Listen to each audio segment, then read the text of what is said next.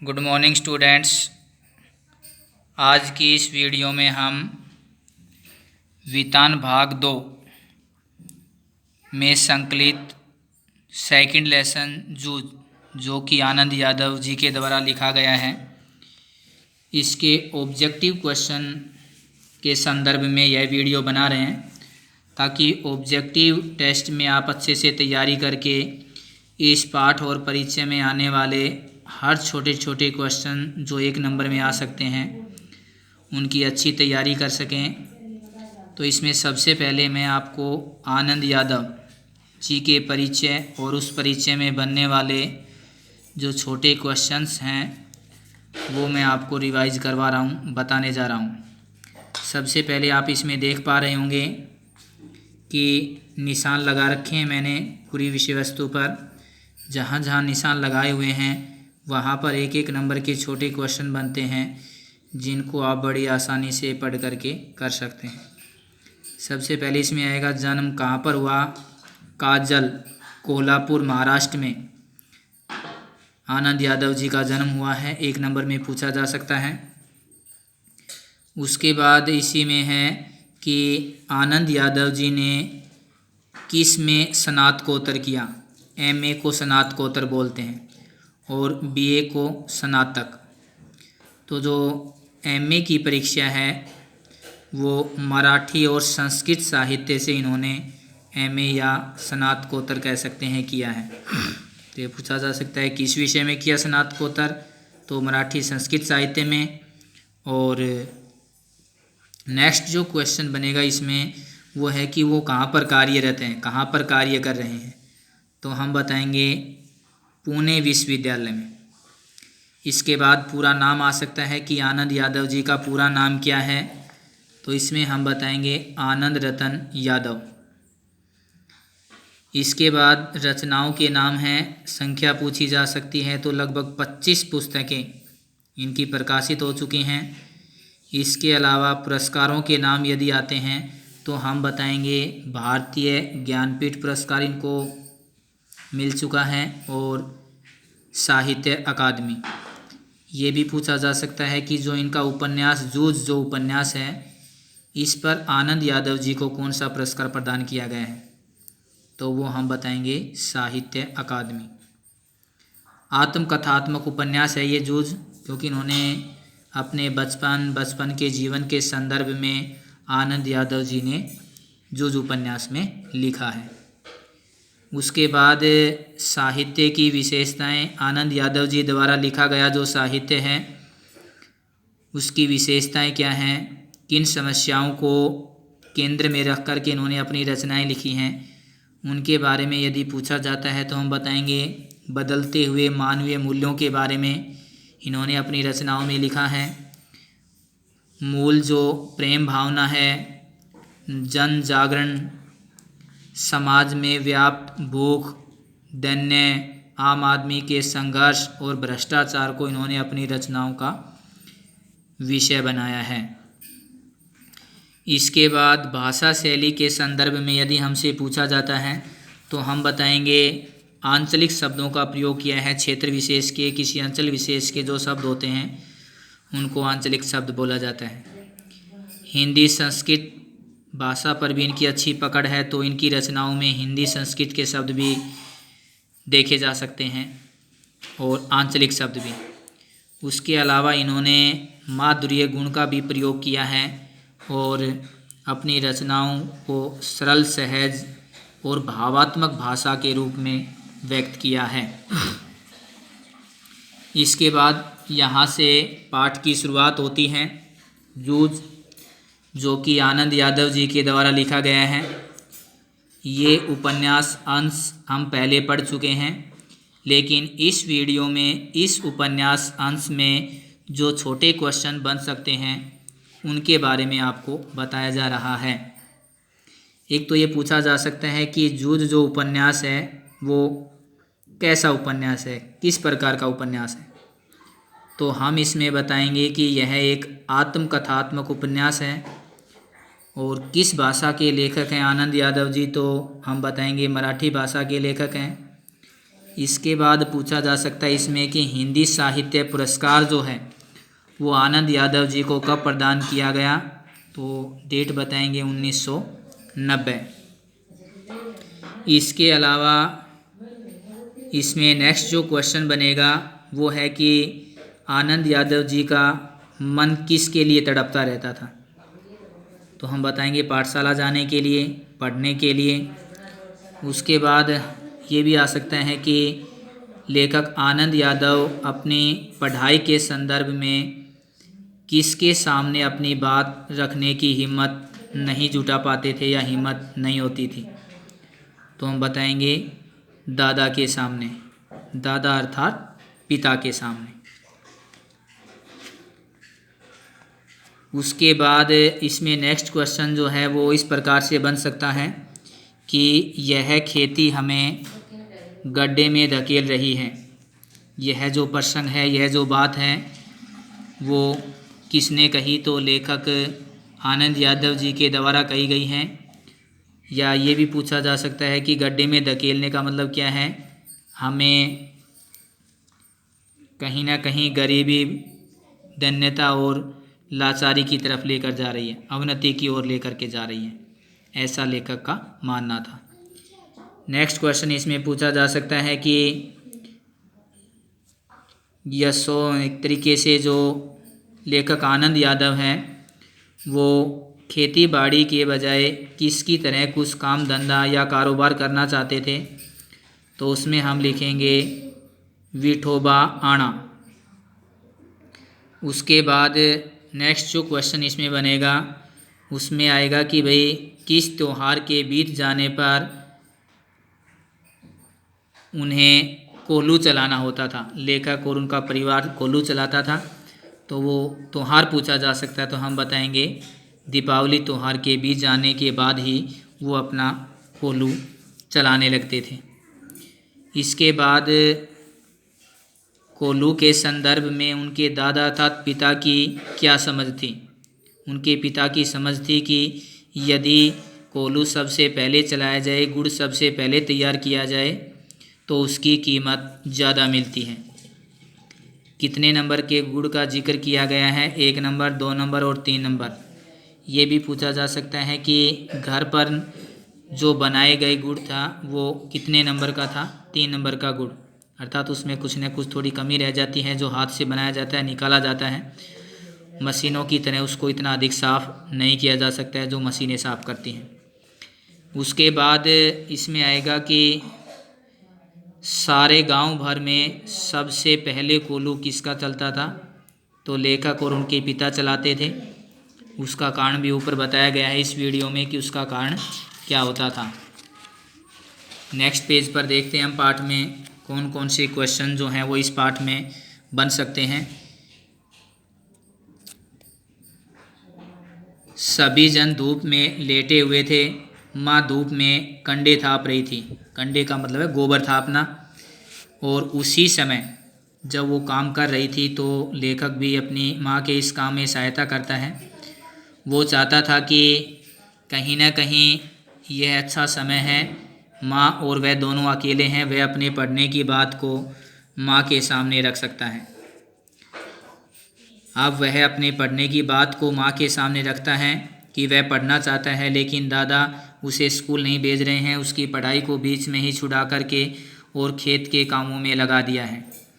माँ भी यही चाहती थी कि उसका बेटा पढ़े लिखे, लेकिन उसके पिता के सामने उसकी एक नहीं चलती थी। अब यहाँ पर पूछा जा सकता है कि लेखक और उसकी माँ अपनी पढ़ाई के संदर्भ में किससे मिलने की योजना बनाते हैं या किससे मिलने के लिए जाते हैं, तो इसमें आएगा दत्ताजी राव सरकार से मिलने के लिए जाते हैं, क्योंकि लेखक मानता था कि दत्ताजी राव सरकार की बात उनके पिता नहीं टाल सकते। अगर उनके सामने वे अपनी पढ़ाई की बात रखेंगे तो कोई समाधान ज़रूर निकल सकता है। माँ अपने बेटे की शिक्षा को पूरा करने के लिए उसके साथ दत्ताजी राव से बात करने के लिए जाती हैं, क्योंकि वह स्वयं सोचती थी कि उसका बेटा पढ़े लिखे। 7वीं तक पढ़ाने की उसके मन में तैयारी थी। तो ये भी पूछा जा सकता है कि उसकी माँ अपने बेटे को उसके मन में अपने बेटे को कौन सी क्लास तक पढ़ाने की तैयारी थी, तो वो इसमें आएगा 7वीं क्लास तक। उसकी माँ भी चाहती थी कि उसका बच्चा ज़रूर पढ़े लिखे। इसके बाद रात को माँ और दत्ताजी राव देसाई के यहाँ वो दोनों जाते हैं अपनी पढ़ाई के संदर्भ में उनको मनाने के लिए, बात करने के लिए। माँ ने दीवार के सहारे बैठकर दत्ताजी राव से बात की थी। उसके बाद इसमें आएगा कि लेखक की माँ ने दत्ताजी राव देसाई के सामने किस प्रकार की बातें रखी थी। उनके जो दादा थे, पिता थे, वो बाज़ार में किसके पास अपना ज़्यादातर समय गुजार देते थे, तो वो रखमाबाई उसका आंसर होगा। यह विश्वास भी दिलाया दादा क्योंकि सारे गांव भर में वो आज़ादी से घूमता रहता है, उसका पढ़ना लिखना बंद करवा दिया है लेखक का, और दिन भर उन्हें अपने खेती के काम में लगाए रखता है।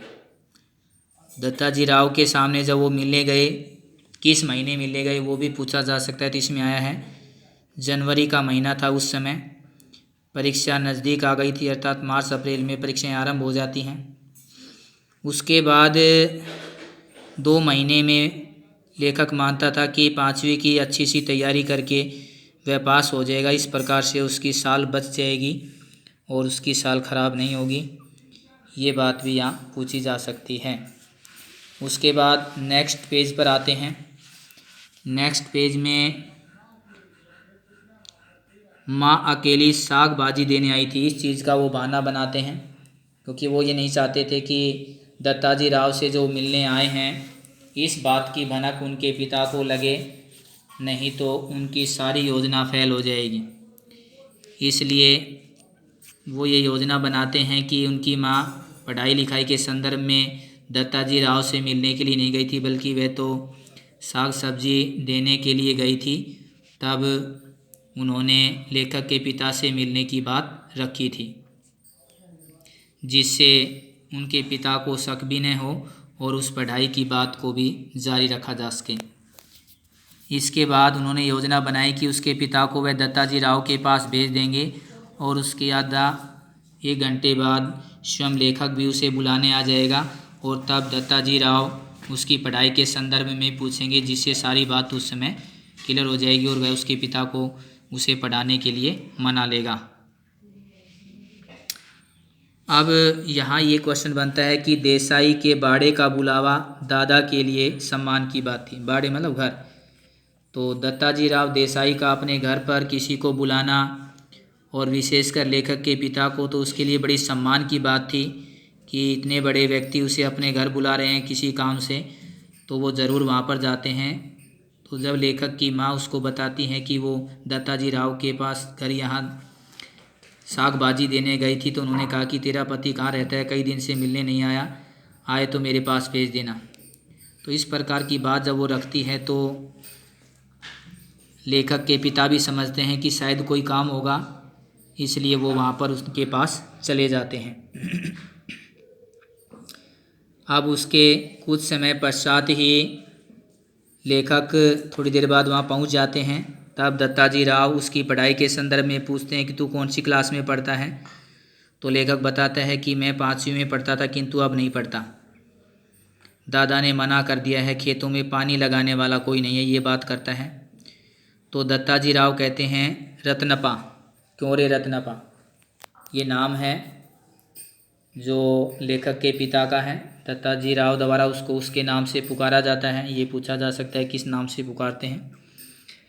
फिर तू क्या करता है, उसके पिता से पूछते हैं कि खेती के काम में बच्चों को लगा रखा है, तो तुम क्या करते रहते हो। और फिर यहाँ पर एक क्वेश्चन इसमें और भी आ सकता है कि देसाई के मफरा को छोड़ देने के बाद दादा का ध्यान किस तरह काम की तरफ नहीं लग रहा था, खेती बाड़ी में नहीं लग रहा था।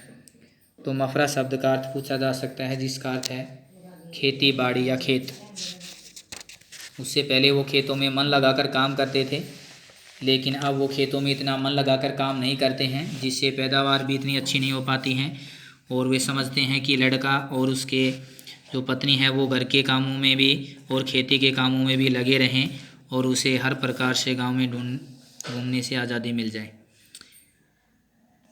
तो इस प्रकार से दत्ता राव जी समझाते हैं उसे और लेखक को पाठशाला जाने के लिए कहते हैं कि तू सवेरे से मेरे कहने से पाठशाला जाने लगे, अगर ये फीस नहीं भरता है तो मैं तुम्हारी फ़ीस भरूँगा। इस प्रकार से वो कहते हैं मैं पढ़ाऊँगा तुझे, अगर ये तुम्हारा पिता तुम्हें नहीं पढ़ा रहा है। तो इस प्रकार की बातें जब लेखक के पिता के सामने की जाती हैं तो वह दत्ताजी राव के सामने कुछ नहीं कह पाते, कुछ बात नहीं रख पाते, बस इतना ही कहते हैं कि इसको कुछ गलत आदतें पड़ गई थी जिसके कारण मैंने इसका स्कूल जाना बंद कर दिया था। तो वो गलत आदतें कौन कौन सी थी, कैसी थी, क्या थी, उनका जिक्र भी यहाँ पर किया गया है कि कौन कौन सी गलत आदतों का जिक्र उनके पिता ने किया, कि कैसी गलत आदतें जो थी उसको पड़ गई थी। उसमें कभी कंडे बेचना, जुआ खेलना, यहाँ वहाँ घूमते फिरते रहना, चारा बेचना, सिनेमा देखना, इस प्रकार के ऐसे काम थे जो लेखक के पिता कहते हैं कि बच्चे को इस तरीके की आदत पड़ गई थी जिसके कारण मैंने इसकी पढ़ाई को छुड़वा कर इसको अपनी आँखों के सामने रख लिया ताकि यह बिगड़े नहीं। तो ये क्वेश्चन कौन कौन से कार्य थे पूछे जा सकते हैं। इसके बाद लेखक किस प्रकार से उन बातों का उत्तर देता है, किस तरीके से घुमाता फिराता है, उसका वर्णन भी किया गया है कि ऐसा कुछ नहीं है, कंडे बेच करके उसने अपने लिए कपड़े सिलवाए थे, एक बार बस सिनेमा देखने चला गया था और दादा तो कभी पैसे देते ही नहीं हैं किसी सिनेमा देखने के लिए या घूमने फिरने के लिए, कुछ खाने पीने के लिए। तो इस प्रकार की बातें वहाँ उन दोनों के सामने होती हैं, दत्ताजी राव और उसके पिता के सामने, लेखक की पढ़ाई को लेकर के। उसके बाद इसमें नेक्स्ट जो पैरा है उसमें यह समझाते हुए दिखाया गया है कि दत्ताजी राव लेखक के पिता को समझाते हैं कि बच्चे जात है, इस प्रकार से व्यवहार नहीं करना चाहिए, यह उसकी पढ़ने लिखने की उम्र है, शरारत करने की भी उम्र है, थोड़ी बहुत शरारत अगर करता है तो उसको इस प्रकार से उसकी पढ़ाई छुड़ाना उचित नहीं है। और लेखक के पिता दत्ताजी राव की बात को नहीं काट पाते हैं, उनको दत्ताजी राव की बात माननी पड़ती है और लेखक को आगे पढ़ाने के लिए उनके पिता राज़ी हो जाते हैं। लेकिन उनके सामने वह शर्त रखता है बेटे के सामने, लेखक के सामने, कि पाठशाला 11 बजे होती है, 11 बजे से 5 बजे तक, 11 बजे तक तुम्हें खेतों में काम करना होगा और वहीं से काम करने के बाद तुम्हें पाठशाला जाना होगा। आने के बाद खेतों का, पशुओं का काम करना होगा। अगर ये सब तुम करने के लिए राज़ी हो तो तुम पढ़ने जा सकते हो। लेकिन लेखक के मन में एक उत्साह था, उमंग थी पढ़ने की, वह उन सब कामों को करते हुए भी पढ़ने के लिए राज़ी हो जाता है। इसके बाद यहाँ प्रयोग किया गया, बालिस्टर होने वाला है नहीं तू, ये बात दादा ने कही थी लेखक को। बालिस्टर का क्या अर्थ है? बैरिस्टर, वकील जिसको हम बोलते हैं। वो यही मानते थे कि पढ़ लिख करके तू बैरिस्टर नहीं बन जाएगा, बल्कि खेती बाड़ी का ही काम करना है तुझे मेरी तरह, तो उसके लिए ज़्यादा पढ़ने लिखने की आवश्यकता नहीं है, ऐसा लेखक के पिता मानते थे। अब यहाँ पूछा जा सकता है कि स्कूल का समय कहाँ से कब तक था? 11 बजे से 5 बजे तक। अब लेखक को छुटकारा मिल गया था, इस दौरान वह पाठशाला में रहता था और खेती के कामों में उसे नहीं घुटना पड़ता था। इसके बाद इसमें आगे दिया गया है कि गर्मी के 2 महीने भी अब बड़े आराम से बीत जाएंगे। लेखक ऐसा मानते थे क्योंकि धूप, गर्मी, आंधी, बरसात, तूफान में उन्हें सब तरीके के मौसम में अपने खेतों में काम करना पड़ता था। उसके बाद इसमें ये आ सकता है कि कौन सी क्लास में जाकर के लेखक बैठते हैं, तो 5वीं क्लास में, क्योंकि 5वीं क्लास में ही उसने स्कूल में जाना बंद कर दिया था। तो 5वीं नापास की टिप्पणी उसके नाम के आगे लिखी हुई थी, अर्थात उसने पास नहीं की थी। अब इसमें पूछा जा सकता है कि जब वो क्लास में जाते हैं तो कितने लड़के उसकी पहचान के थे? केवल 2 ही लड़के उसकी पहचान के थे, बाकी लड़के उससे कक्षा में आगे जा चुके थे और इस कक्षा में जो बच्चे थे वो उससे कम उम्र के थे। वे 2 बच्चे जो उसकी जान पहचान के थे वे उसको कैसे लगते थे? कम उम्र के और कम अकल के, ये भी पूछा जा सकता है। उसके बाद इसमें नेक्स्ट जो क्वेश्चन बनेगा वो इस प्रकार से बनेगा कि जब वह पहले दिन पाठशाला में पहुंचा तो उसकी पोशाक कैसी थी, किस तरीके से वह अपनी पोटली को संभाल कर रखता है, किस लड़के ने उसके साथ शरारत की और उसका मन पर क्या प्रभाव पड़ा। तो वह अपनी पोटली को संभाले हुए किसी का इंतज़ार करता है, वैसे बैठा रहा। अपनी पुरानी धरोहर अर्थात किताबों और पुस्तकों को संभाल करके बैठा था। उसकी जान पहचान का कोई लड़का नहीं था। क्या नाम है मेहमान? एक क्लास का सबसे शरारती लड़का, उसका नाम पूछा जा सकता है। उसका नाम है चहवान। वह उसकी खिल्ली उड़ाता है। उसकी पोशाक अजनबी थी लेखक की, यानी जैसी पोशाक पहन करके वह स्कूल में गया था ऐसी पोशाक पहने वह अकेला उस स्कूल में था। अन्य बच्चों की पोशाक उससे अलग थी, तो वह अपने आप को कहीं न कहीं लज्जित महसूस कर रहा था। बालू गढ़ी की लाल माटी के रंग में मटमैली धोती और गमछा उसने पहन रखा था, और अन्य जो शरारती बच्चे हैं उसके गमछे को छीन लेते हैं और उसे क्लास में हंसी का पात्र बना देते हैं, जिससे लेखक को बड़ी शर्मिंदगी उठानी पड़ती है। जैसे ही क्लास में अध्यापक आते हैं, सब बच्चे अपने अपने स्थान पर बैठ जाते हैं और उसका गमछा मास्टर की टेबल पर रह जाता है। तो यह पूछा जा सकता है कि कक्षा में कौन से मास्टर आए, तो यह नाम दिया जा रहा है रणवरे मास्टर कक्षा में आते हैं। उसका जो मटमैला गमछा था वो टेबल पर रखा था। आते पूछते हैं कि किसका है, तो उसने कहा जी मेरा है। मैं जयकाते अपना नाम बताता है, मैं जयकाते हूँ और पिछले साल फेल होकर के इस कक्षा में बैठ गया हूँ। तो इस प्रकार से जब उसने कहा कि गमछा यहाँ क्यों रखा, तो उसने कहा कि यह है चौहान जो लड़का है मेरे साथ शरारत कर रहा था, इसने ऐसा किया है। अब इसमें एक क्वेश्चन बनता है कि उन्होंने कौन सी कविता पढ़ाई थी? वामन पंडित की कविता, ये 1 नंबर का क्वेश्चन बन सकता है, पूछा जा सकता है इसमें। उसके बाद नेक्स्ट पेज पर चलते हैं। इसमें भी पूछा जा रहा है कि धोती काछी और गमछा पहन करके क्लास में आने वाला वह अकेला बच्चा था, इसलिए वह अपनी धोती को अपने गमछे को अच्छे से पकड़ करके इस प्रकार से बैठा हुआ था कि कोई उसे खींचने का प्रयास न करे, जिससे उसे शर्मिंदगी न उठानी पड़े। और यहाँ एक तुलना भी की जा रही है कि वह क्लास में उसकी स्थिति क्या हो गई थी जब वो पहली बार गया था। तो खिलौनों के लिए बनाए गए कोए को जैसे बच्चे को खुले में रख देंगे, कोए के बच्चे को, तो बहुत सारे कौवे वहाँ पर आ जाएंगे और उसको चोंच मारने लगेंगे। ऐसे ही उस लेखक नए बच्चे को देख करके क्लास के जो अन्य बच्चे थे उसे चिढ़ाने लगते हैं, उसका मजाक उड़ाने लगते हैं। ये स्थिति उसकी क्लास में पहले दिन हो गई थी। उसके बाद इसमें आता है कि लगभग 8 दिन में उसने अपने लिए 2 नाड़ी वाली चड्ढी मैल खाऊ रंग की, जिसमें मैल ज़्यादा दिखाई नहीं देता है, ज़्यादा मैली वो नज़र नहीं आती है, एक नई टोपी और चड्ढी पहन करके अब वह पाठशाला जाने लग गया था। यानी 8 दिन में लगभग उसने अपनी ड्रेस की व्यवस्था कर ली थी माँ के द्वारा। वो चीज़ यहाँ पर पूछी जा सकती है, कितने दिनों में मंगवा ली थी। धोती पहनकर खेत पर जाता और उसके बाद चड्ढी पहन करके वह स्कूल जाया करता था, निक्कर पहन करके। पहले दिन जब वह पाठशाला जाता है तो उसका मन उदास हो जाता है, उसका मन पाठशाला में नहीं लगता है। 4वीं से 5वीं तक ये भी पूछा जा सकता है पाठशाला उसको कैसी लगती थी, अच्छी लगती थी। लेकिन जैसे ही वो छोड़ने के बाद दोबारा पाठशाला जाता है तो उसे वहाँ का माहौल अच्छा नहीं लगा था। कक्षा के बच्चों का जो रवैया था, व्यवहार था, वो भी उसे अच्छा नहीं लगता है। उसका मन उदासी से, निराशा से भर जाता है। लेकिन अगले दिन फिर जैसे ही वह सवेरे उठता है तो उसके मन में फिर से पाठशाला जाने की उमंग होती है और वह पाठशाला जाता है। उसके बाद इसमें आता है कि गणित कौन पढ़ाते थे, तो मंत्री मास्टर गणित पढ़ाते थे। उनका क्लास में काफ़ी दबदबा था, सभी बच्चे उनसे डरते थे क्योंकि शरारती बच्चों को वो पीट दिया करते थे।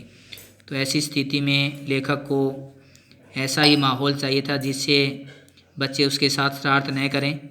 अब गणित में उसका भी मन लगने लगा था। और वहीं उन्हीं की क्लास में एक बच्चा था, दुबला पतला, बसंत पाटिल उसका नाम है। वह पढ़ने में होशियार था, मास्टर जो गणित के मास्टर थे, मंत्री मास्टर, उन्होंने उसको कक्षा का मॉनिटर बना रखा था और लेखक उसको अपना साथी बना लेते हैं और उसके साथ मिल कर के अपनी तैयारी करते हैं। अब वो चाहते थे कि कक्षा में उसे मॉनिटर बनाया जाए, लेकिन क्योंकि लेखक कक्षा में बहुत बाद में आया था, लेकिन उस बसंत पाटिल नाम के लड़के के साथ मिलकर के कक्षा में उसने अपनी एक अहम भूमिका निभा ली थी। जैसे बसंत अन्य बच्चों की कॉपियाँ चेक किया करता था, उसी प्रकार से अब लेखक भी अन्य बच्चों की कॉपियाँ जांचने लगा था। नेक्स्ट पेज पर आते हैं। इसमें जो फर्स्ट पैरा है, इसमें आएगा कि उन्होंने अपनी किताबों के ऊपर कैसा कवर चढ़ा लिया था। अखबार का कागज़ चढ़ा करके उसको साफ़ सुथरा कर लिया था और मन लगा करके वो पढ़ने लगा था। गणित के जो सवाल थे वो झटपट निकालने लगा था, जिससे मास्टर भी उसकी प्रशंसा करने लगे थे। और उसके मास्टर उसे किस नाम से पुकारते थे, तो यहाँ पर आएगा नानंदा। यानी गणित के जो मास्टर थे वो आनंद यादव को आनंदा नाम से पुकारते थे। उसकी माँ भी कभी कभार उसको इस नाम से पुकार देती थी।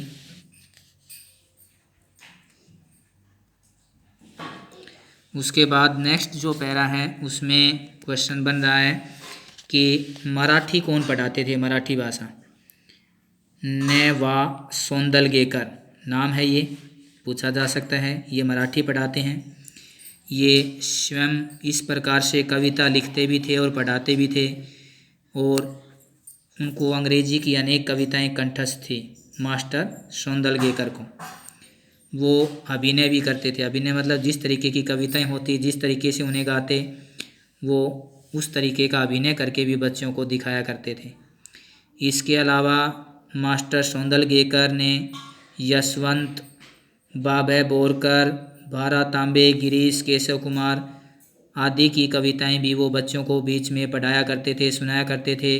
उनके किस्से, उनसे मुलाकात के संस्मरण वो अपने बच्चों को बताते थे, जिससे बच्चों की रुचि पढ़ाई और कविताओं में बढ़ती चली गई थी और स्वयं लेखक कविता करने लगे थे। उन्हीं लय ताल में वो अपनी तरफ से भी कोई कविता बनाते, कोई कविता लिखते और वह अपने अध्यापक को सुनाया करते थे। अध्यापक उसकी प्रशंसा करते इस प्रकार का कार्य देख करके, और लेखक का विश्वास और अधिक बढ़ता चला जाता। अब वह अपने खेतों में काम करते हुए, पशुओं को चराते हुए, अपनी कविताओं में, अपने कविता के गायन में और उनके रचना लेखन में, अभिनय में इस प्रकार से खोए रहते थे कि उन्हें पता ही नहीं चलता था कि उनका समय किस प्रकार से खेतों में बीत जाता था। क्यारियाँ बनाते हुए, खेतों में पानी देते हुए वह अपनी पढ़ाई से, अपनी कविताओं के लेखन से जुड़े रहते थे। तो ये पढ़ने की लगन थी लेखक के अंदर, जिसके कारण वो इस प्रकार से काम करते हुए भी अपनी पढ़ाई के बारे में सोचते रहते हैं, पढ़ाई के कार्य करते रहते हैं, और खेती के काम करते करते भी वे अपनी पढ़ाई से जुड़े रहना चाहते थे। अब जबकि वो पहले जो कार्य करते थे खेती के, उनमें उनको अकेलापन खटकता था, अकेला रहना अच्छा नहीं लगता था, लेकिन अब उन्हें अकेला रहना अच्छा लगता था, क्योंकि अब अकेलेपन में वो कविता लिख सकते थे, उन कविताओं को ऊंचे स्वर में गा सकते थे, कविताओं का अभिनय कर सकते थे, ताकि उन्हें कोई देखे नहीं। तो ऐसी स्थिति में उनका समय बड़ा अच्छे से बीत जाता था और वो कविताएं भी कर पाते थे। अब ये जो नेक्स्ट पैरा है, इसमें भी काफ़ी क्वेश्चनों के निशान मैंने लगाए हुए हैं, जो मैं बताता जा रहा हूँ, आपको रिवाइज करवाता जा रहा हूँ। इस प्रकार से आप भी अपने इस पाठ को बड़े ध्यान से पढ़ करके जहाँ जहाँ जिस तरीके से छोटे क्वेश्चन बन रहे हैं उनको निशान लगाते जाएं, ताकि रिवीजन करते समय आप उनको अच्छे से रिवाइज कर सकें। अब यहाँ पर दिया गया है कि अनंत काणेकर की कविता, जिसकी पहली पंक्ति इस प्रकार है, चांद रात असरिते पाढ़री गाया धरणीवरी। ये पहली पंक्ति थी उस कविता की, जो कि अनंत काणेकर की थी। और उसी कविता के अनुसार उन्होंने अपनी तरफ से भी, जैसे मास्टर ने उनको सुनाया था, उस साल से अलग हट करके अलग तरीके से उस कविता को गाया था। यह चाल एक सिनेमा के गाने पर आधारित थी। वह गाना था केशव करनी जाति नामक छंद में था, और उस गाने के ऊपर उन्होंने अलग तरीके से उस कविता को गाकर सुनाया था, जिसकी मास्टर ने काफ़ी प्रशंसा की थी। और उससे बड़ी कक्षा यानी छठी सातवीं के लड़कों के सामने जिस तरीके से उसने उनको गवाया था वह काफ़ी प्रशंसनीय था। इस प्रकार से अब इस प्रकार का जब उत्साह उसके अध्यापक बढ़ाते थे तो लेखक का उत्साह बढ़ने लगा, वो भी कविताएं लिखने लगा। वह मानता था कि जैसी स्थिति में हम रहते हैं, जिस तरीके की घटनाएं हम देखते हैं, किसी पर भी कविताएं लिखी जा सकती हैं, क्योंकि मास्टर सौंदलगेकर जिस प्रकार की कविताएं गाते थे, लिखते थे, बनाते थे, उससे लेखक को लगने लगा था कि कवि भी उन्हीं की तरह का आदमी होता है और वह किसी भी छोटी से साधारण चीज़ों को देख करके भी कविता लिख सकता है। जैसे मास्टर ने अपने दरवाजे पर छाई हुई मालती बेल के ऊपर एक कविता लिखी थी। उस कविता और उस लता दोनों को ही लेखक ने देखा था, तो इसे देख करके सुन करके लेखक के मन में एक उत्साह पैदा हुआ कि वह भी किसी चीज़ों को देख करके कविताएं बना सकता है, रच सकता है, लिख सकता है। तो इस प्रकार से लेखक भी अपने अध्यापक मास्टर सौंदलगेकर से प्रेरित होकर के हर प्रकार के दृश्यों को जो देखता उन पर वो कविताएं बनाता और उन कविताओं को अगले दिन वह अपने अध्यापक को सुनाया करता था। अध्यापक उसकी इस कार्य की प्रशंसा करते, उसका उत्साह बढ़ाते, जहाँ कहीं कोई कमी रह जाती उसे बड़े प्यार से समझाते, जिससे लेखक का विश्वास और अधिक बढ़ता चला गया। कई बार तो ऐसा भी होता था कि यदि कोई रात के समय कविता लिखी होती तो लेखक सुबह का इंतज़ार नहीं कर पाते, रात के समय ही मास्टर के घर पहुंच करके वो अपनी उस कविता को सुनाते थे, जिससे मास्टर उसको शाबाशी देते। और साथ ही साथ कविता लिखते समय मास्टर सौंदलगेकर उसे छंद के बारे में, अलंकारों के बारे में, लयताल के बारे में भी जानकारी देते, उसे ज्ञान कराते कि किस प्रकार से कविताओं में इनके उपयोग से कविता प्रभावशाली बनती हैं और उस कविता को और अधिक प्रभावशाली बनाया जा सकता है। इस प्रकार की बातें जब लेखक अपने अध्यापक से सुनते तो उनका विश्वास और अधिक बढ़ जाता, उनमें एक नई स्फूर्ति और उत्साह आ जाता और वे और नए उत्साह के साथ पढ़ने में लग जाते और कविताएं करने लगते। इस प्रकार से इस पाठ में ये दिखाया गया है, जैसे कि इस पाठ का शीर्षक है कि जूझ, अर्थात परिस्थितियों से, कठिनाइयों से, मुसीबतों से जूझना, उनका सामना करना और उन्हें झेलते हुए अपने जीवन में आगे बढ़ना। तो इस पाठ में और इस परीक्षा में ये क्वेश्चन बन रहे थे जो मैंने आपको इस तरीके से अभ्यास करवाया। इस प्रकार से आप इस पाठ की समरी को बड़े ध्यान से पढ़ें और जहाँ जहाँ इस तरीके का जो कोई क्वेश्चन बन सकता है 1 नंबर का, उस पर निशान लगाते चले जाएं, जिससे ऑब्जेक्टिव टेस्ट की भी तैयारी आपकी बड़ी अच्छी हो सके। ऑब्जेक्टिव और सब्जेक्टिव दोनों तरीके से आप पाठों की तैयारी करें। जो भी तरीके से क्वेश्चन आपसे पूछा जाता है उसी तरीके से उसका आंसर दे करके आप अच्छी तैयारी कर सकते हैं। तो इस पाठ में इतना ही हमने बताया है। जो क्वेश्चन आए हैं वो हमने निशान लगा करके बता करके आपको वीडियो के द्वारा समझाया है। जूम क्लास में भी हमने इस प्रकार की प्रैक्टिस आपको करवाई है, जिससे आप इसमें आए छोटे क्वेश्चनों को भली प्रकार से कर सकें और टेस्ट में अच्छे नंबर ले सकें। आज की इस वीडियो में हमने जूझ, जो कि आनंद यादव जी के द्वारा लिखा गया उपन्यास अंश है, आत्मकथात्मक उपन्यास अंश है, उसके बारे में पढ़ा है। नेक्स्ट वीडियो में हम इसी प्रकार से ऑब्जेक्टिव जो टेस्ट हमारा होने वाला है उसका जो सब्जेक्ट है उसके पाठ की तैयारी इसी प्रकार से जो उस पाठ में छोटे क्वेश्चन बन सकते हैं उनकी तैयारी आपको करवाएंगे। इसके अलावा अगर इसके बावजूद आपको कोई और किसी तरीके की कोई परेशानी रह जाती है तो वह आप जूम क्लास में जुड़ करके आप डिस्कस कर सकते हैं, पूछ सकते हैं। किसी शब्द का अर्थ आपको समझ में नहीं आ रहा हो, कोई ऐसी लाइन रह गई हो जो आपको लगे कि हाँ हमें ये करनी है, नहीं समझ में आई है, तो वह भी आप पूछ सकते हैं। तो आज की इस वीडियो में मैं इतना ही समझा रहा था आपको। आशा है आपको ये अच्छे से समझ में आई होगी। आप इसके छोटे क्वेश्चनों से भली भांति परिचित हुए होंगे और किस तरीके से छोटे क्वेश्चन इस पाठ में बन कर के हमारे सामने आ सकते हैं और उनकी तैयारी हमें किस प्रकार से की जानी चाहिए, कैसे एक एक लाइन से हमें उन प्रश्नों को छाटा जाना चाहिए। ये बात इस वीडियो के बाद आप अच्छे से जान पाए होंगे आप स्वयं भी इस प्रकार से पाठ पढ़ करके जो छोटे क्वेश्चन इस पाठ में आते हैं उन्हें निशान लगा सकते हैं, छांट सकते हैं और आप एक अच्छी तैयारी कर सकते हैं। ठीक है, ओके बेटा, थैंक यू।